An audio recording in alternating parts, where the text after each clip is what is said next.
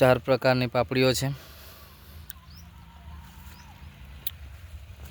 આ પાપડીનો આ રીતે ઉછેર કરવામાં આવે છે। આ પાપડી તમે જોઈ શકો,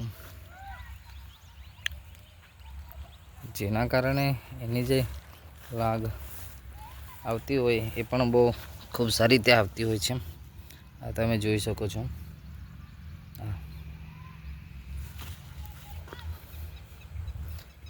અહીંયા ખૂબ જ એવા સારા પ્રમાણની અંદર આ પદ્ધતિથી ખેતી કરવામાં આવે છે,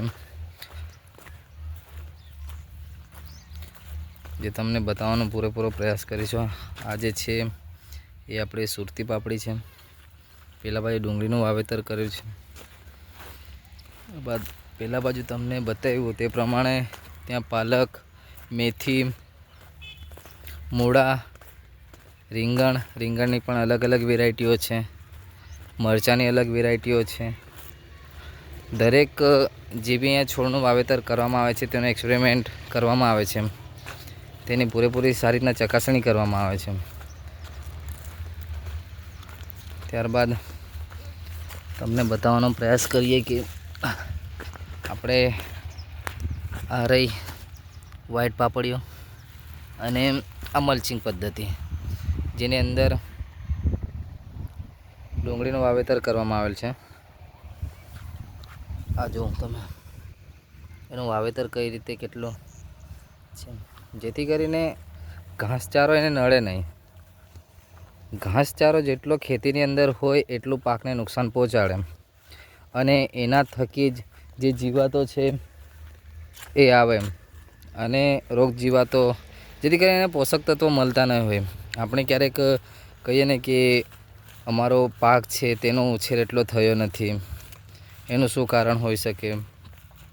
તો જેને આપણે જે ઘાસચારો છે એ પાકને જે એના પોષક તત્વો મેળવવાના હોય તે પૂરતા પ્રમાણમાં ના મળતા હોય, જેને કારણે એ પાક પોષણ ન મળવાના કારણે, ખોરાક ન મળવાના કારણે એની અંદર એ પોતાનો વિકાસ કરી શકતો નથી।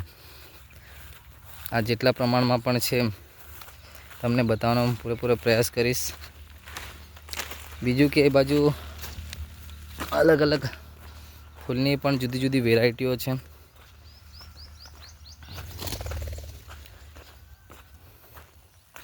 આ પાપડીઓ છે,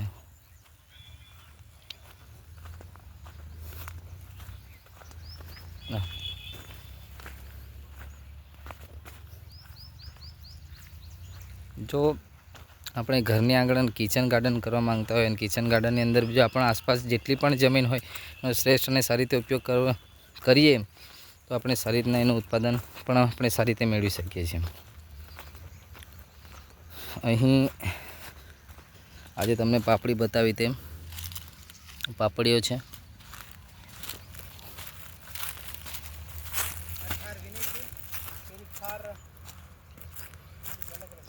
આ 4 વેરાયટીઓ છે, જેની અંદર 4 લાઈન છે, બરાબર।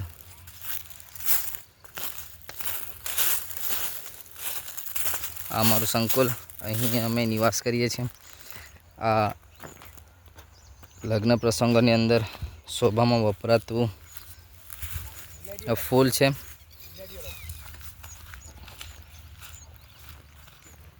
આ તમે જોઈ શકો છો ગ્લેડિયોલસ। ત્યારબાદ આની અંદર બી વાવેતર કરેલું છે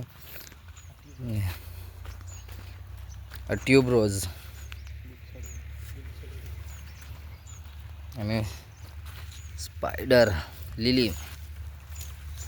તો આપણે આસપાસ જોતા જોઈએ છે। આપણે તરબૂચ આ ડેમો માટે મૂકેલા છે, જેથી કરીને અત્યારે જો એનો ડેમો થાય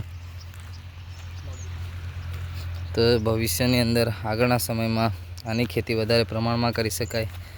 અને આપણી આસપાસ ખૂબ જ વધારે પ્રમાણમાં કોળા જોવા મળતા હોય છે, તો ભાઈઓ એની ખેતી પણ થાય છે, સારી માંગ પણ છે।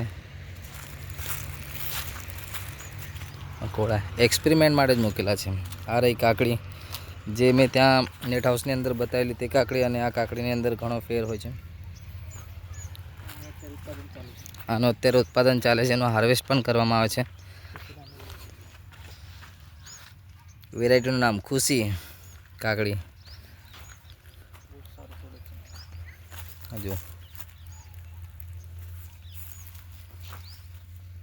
જો કોઈ પણ પ્રકારની ખેતી કરવી હોય તો એને નેટ આપવો ખૂબ જરૂરી છે. જે વેલાવાળી જે કોઈ પણ પ્રજાતિ છે, જે વેલાવાળી પ્રજાતિ છે એને નેટ આપો, તો જેના કારણે જે સૂર્યપ્રકાશ છે તે એનો ખોરાક લે છોડ, અને એનો વિકાસ પણ સારી રીતે થાય, અને એક કે ક્વોલિટી પણ આપણને સારી રીતે મળી શકે.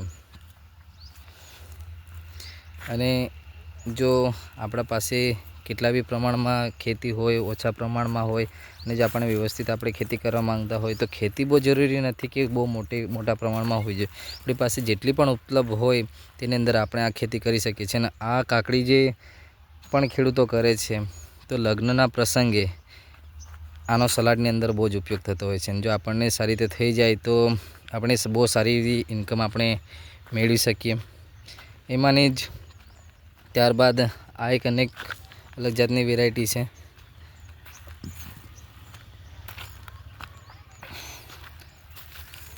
ડેમો માટે જ મૂકેલી છે બધી. જે પણ ખેડૂતો આવતા હોય તે ખેડૂતો આવી આનું પરીક્ષણ કરી.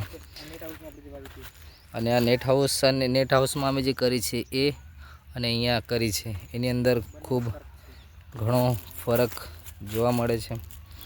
અત્યારે આપણે કહીએ ને નેટ હાઉસની અંદર અને અહીંયા